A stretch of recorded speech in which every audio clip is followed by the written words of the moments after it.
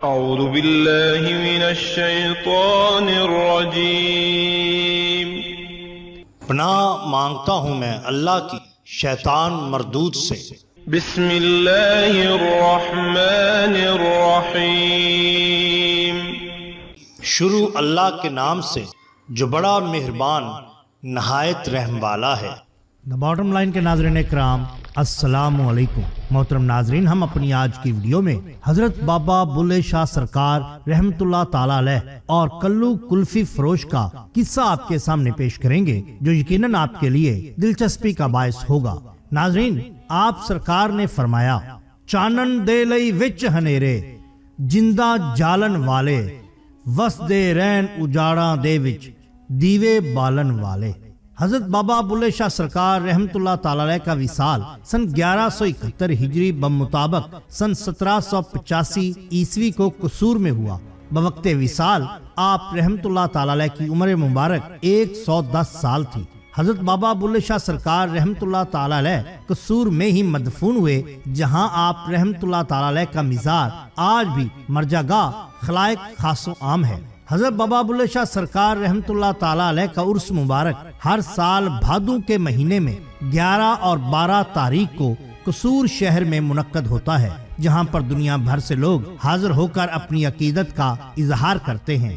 عرس مبارک کے موقع پر محافل کا انتظام بھی کیا جاتا ہے، جن میں عقیدت مند اپنی عقیدت کا اظہار کرتے ہیں۔ اس موقع پر حضرت بابا بلے شاہ سرکار رحمت اللہ تعالی علیہ کی کافیاں سنائی جاتی ہیں، جس سے محفل میں ایک روح پرور منظر قائم ہو جاتا ہے۔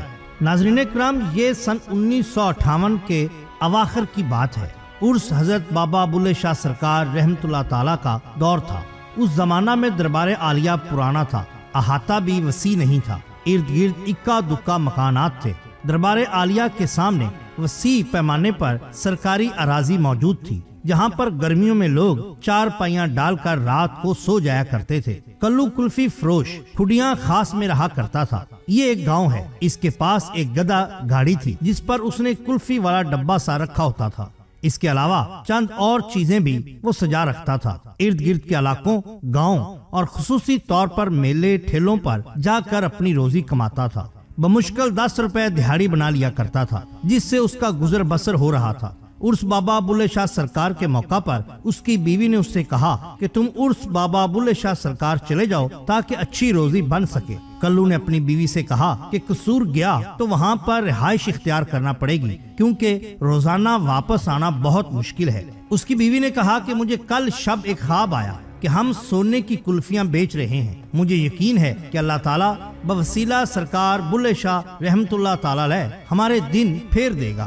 تم اس بار ضرور میلہ پر جاؤ۔ خیر، کلو اپنی کلفیوں والی ریڑھی لے کر صبح سویرے ہی کھڈیاں خاص سے قصور چلا گیا۔ وہ دوپہر کو وہاں پہنچا، 5 یا 7 روپے کمائے اور رات دربار عالیہ پر سو گیا۔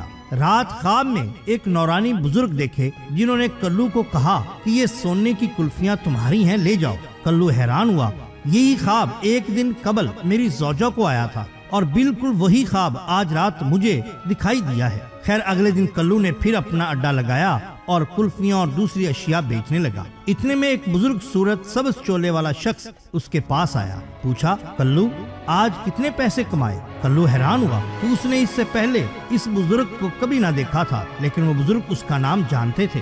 خیر، بولا، حضور والا، آج تو صرف 2 روپے ہی کما پایا ہوں۔ اس بزرگ نے فرمایا کہ اپنا تمام سامان، کلفیاں اور مٹھائی وغیرہ زائرین میں بانٹ دو۔ کلو کہتا کہ میں نے عرض کی، حضور میں گھر کیا لے کے جاؤں گا؟ بیوی بچوں کا گزارا کیسے ہوگا؟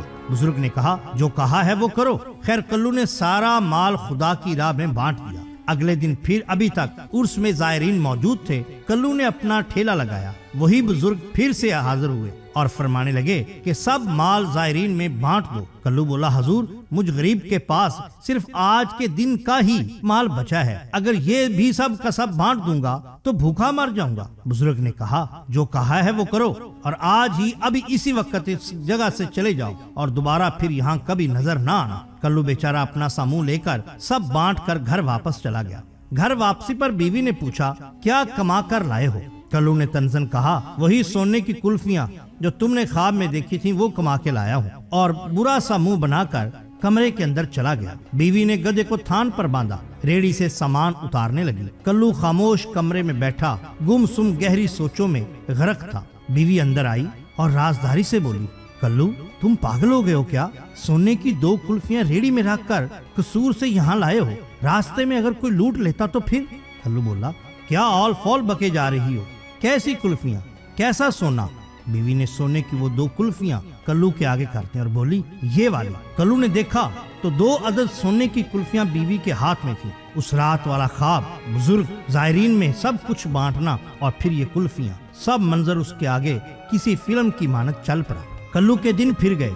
बहुकमे सरकार बुल्ले शाह रहमतुल्लाह ताला अलैह कल्लू ने खुडियां खास का इलाका छोड़कर मुल्तान रहाइश इख्तियार की। फिर मुल्तान से लियारी कराची हिजरत कर ली। आजकल उसकी आल औलाद ग्रीन टाउन कराची में आबाद है और काफी खुशहाल है। नाज़रीन इकराम, ये शान होती है औलिया अल्लाह की। अगर आपको हमारी ये वीडियो पसंद आई हो तो लाइक कीजिए, सब्सक्राइब कीजिए हमारे चैनल द बॉटम लाइन को, ताकि हम आपके लिए और भी बेहतरीन वीडियोस ला सकें। अपना, अपने दोस्तों का, गिरदनवा के लोगों का बहुत ख्याल रखिए। अल्लाह और अल्लाह के रसूल सल्लल्लाहु अलैहि वसल्लम से बेहद मोहब्बत कीजिए। आपका बहुत शुक्रिया। अल्लाह हाफिज।